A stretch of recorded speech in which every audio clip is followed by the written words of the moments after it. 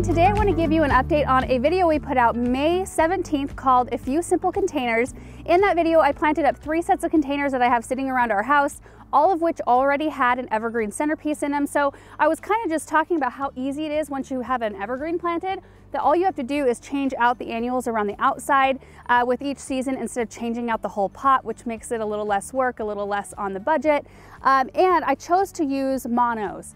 So I planted just one variety of plant in this pot. This is called Supertunia Mulberry Charm.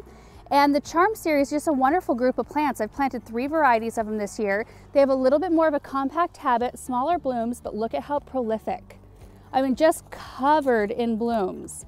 Now the only thing I've had to do with this set of containers, because they are on drip, so they get water every single day, is I come in once a week and fertilize them. But I haven't done any trimming yet. It's now starting to cool off, so I can come in and kind of tighten up my boxwood cones here.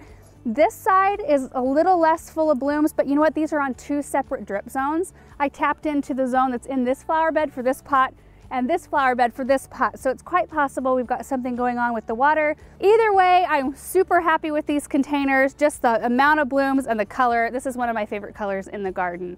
Okay, so let's go to the next set. The second set of containers here, which I think might be my favorite set of containers we have on our property. They did not start here. When I planted them up in the video, they were on the opposite side of our driveway, kind of to the entry of our grass area. But we decided when we had this fence built, because this was built this spring, I needed some containers here. These seemed like the perfect size. So we just moved them right across the way here.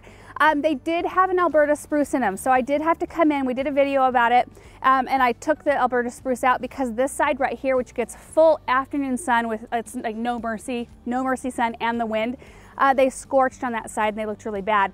So I took them out and put this Desert Plains Pennisetum in, which actually they look a lot better, like scale wise, and I think the whole composition is beautiful.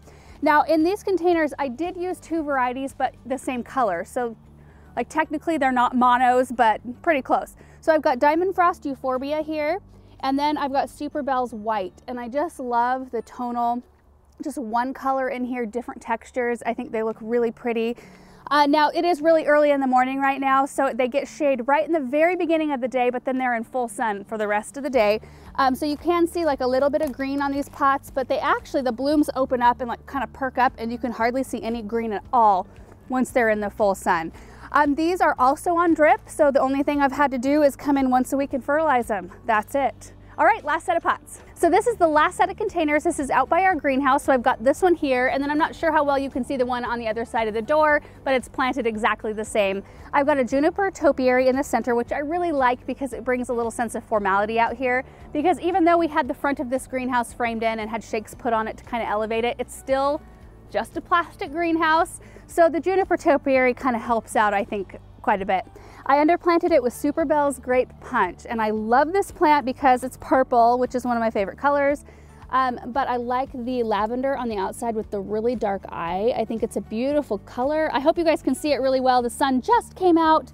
But these have performed really well just because I think they're on their own. And if you guys have struggled with combination planters, you might consider just doing monos like this, because then you can really learn a lot about the plant in terms of how much water it needs. You can really see how things are reacting because you're only looking at one variety of plant. And a lot of other annuals require a lot more water than Super Bells do. They like to dry out between waterings. The last container that I showed you though, with the Super Bells and the Euphorbia, both of those like to dry out between waterings. So I knew that they would be compatible, but it's just learning those kinds of things along the way. I'm still learning what things go well together, but for Super Bells anyway, I tend to have the most success when I plant them alone. So that is pretty much it for this update. I just wanted to make sure that you guys got to see them later on in the season. I'm probably gonna be able to get another month, if not close to 2 months out of these pots until we're ready to pull them. Last year I was pulling annuals in November, so if we have a nice warm fall, these plants, all of them that I showed you, can take quite a bit of frost before they actually look bad enough to pull, which is amazing. So I won't even change these out for fall plants this year because they look so good still.